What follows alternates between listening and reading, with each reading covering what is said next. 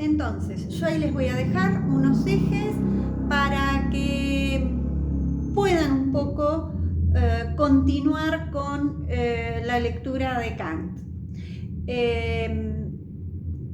El texto sobre Baumgarten, por favor, no lo pasen, no lo salteen, léanlo, porque primero es una conferencia, o sea que no van a tener inconvenientes en la lectura, sobre la obra de Baumgarten, pero también les arma un contexto en el cual se va a empezar a pensar estas preguntas que se va a hacer sobre el pensamiento estético cuando ingresamos a la obra de Kant, ¿no? Uno podría decir, hasta acá veníamos tratando de definir qué entendíamos por arte, por artista, por belleza, y en muchos casos estaba separado, ¿no?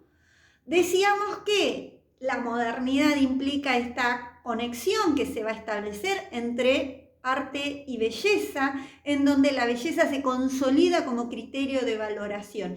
Y en este modo de disciplinamiento se termina de consolidar esta concepción de lo bello como una categoría estética que surge de este juicio, ¿no? Es decir, juicio, lo que voy a decir acerca de algo, ¿no? Entonces, esta categoría, esta cajita en la que yo elaboro una manera de pensar qué es lo bello, qué es lo que va a entrar como bello, ¿no? Pero ya no hablo solo de belleza, sino que voy a hablar en este tópico que se consolida y lo veníamos viendo a partir del Renacimiento en adelante, que empieza a armarse este tópico de bellas artes, e incluso con mayúsculas, ¿no? ¿Por qué? Porque hay una autoridad que logra el artista, hay incluso grandes discusiones sobre, sobre la dignidad del artista, diríamos. Por el otro lado, entonces, valorar la actividad artística. Por el otro lado, esto que decíamos, valorar la obra de arte como un proceso creativo, el concepto de creatividad, de creación, que eso lo habían trabajado en el texto de Ficino, esta concepción de la creación artística, el rol de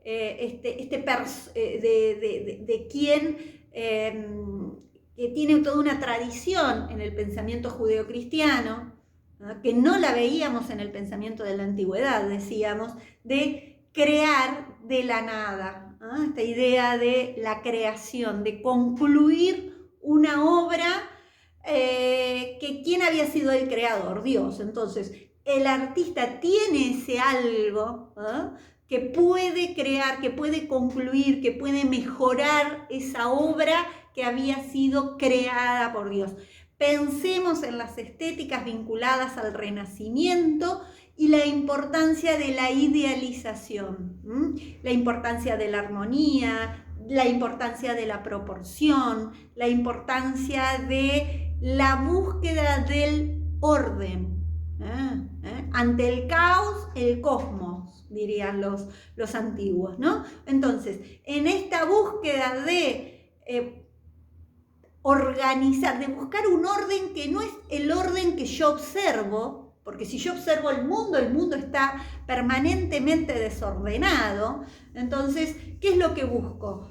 Busco un orden que está por debajo de ese mundo. Y piénsenlo aún más, esa búsqueda del orden y ese interés por el orden, cuando la institución que se había consolidado como institución unificada en el pensamiento occidental, europeo, que era la Iglesia, sufre los embates del protestantismo y hay una escisión, ¿no? Y ese clima de crisis que va a vivir la sociedad y el hombre en una sociedad que de golpe se atomiza, se quiebra esa unidad de la iglesia, que era la unidad espiritual, que tenía que ver, ¿no? Es decir, era un periodo de crisis, ¿no?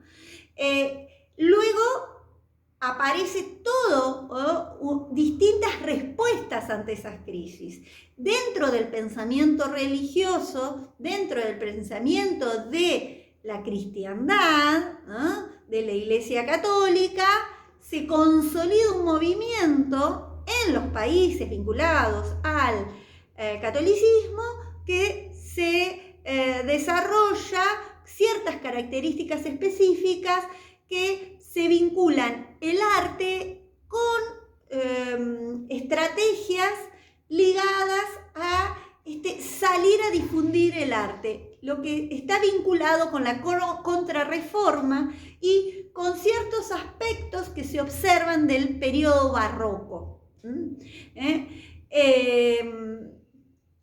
que de acuerdo a la religiosidad que asuma ese país, esa región, va a tener características diversas, ¿no? Y así llegábamos a este clima, en donde, decíamos, frente a esa crisis había aparecido el pensamiento cartesiano, buscando cómo era posible conocer, preguntándose por ese conocimiento y encontrando como primer principio la razón, ¿no? La razón y el conocimiento que brinda la razón. Por el otro lado, decíamos, en un clima diferente, en un clima también de crisis, en un clima de revolución política también, en un clima de una monarquía que se pelea, diríamos, con la iglesia y que hay un contexto propicio para separarse de la autoridad papal, ante esta ausencia de descendencia que tenía el rey de Inglaterra. Entonces, en ese contexto tenemos que pensar también en otra posibilidad, que es la que vinculábamos al pensamiento de Hume. En el caso nuestro, que es con el empirismo, con recuperar los sentidos, la sensibilidad y ese conocimiento que ya no está en la razón, sino que viene de afuera. Volvemos a esta idea del cuenco vacío que hay que llenar.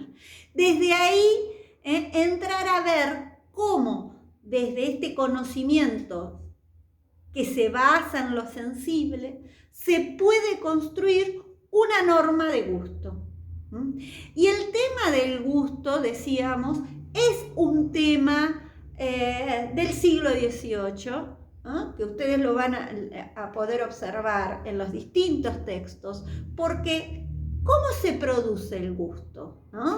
Es decir, el poder ser un ciudadano que se pueda desarrollar en la vida cortesana, tenía que ver con tener ciertas aptitudes, ciertos conocimientos, ciertos modos de comportarse, y apelar a ciertos gustos, y dentro de esos gustos aparece también este interés por saber si hay o no una norma ligada a ese gusto, a ese buen gusto. ¿Quiénes son los que tienen?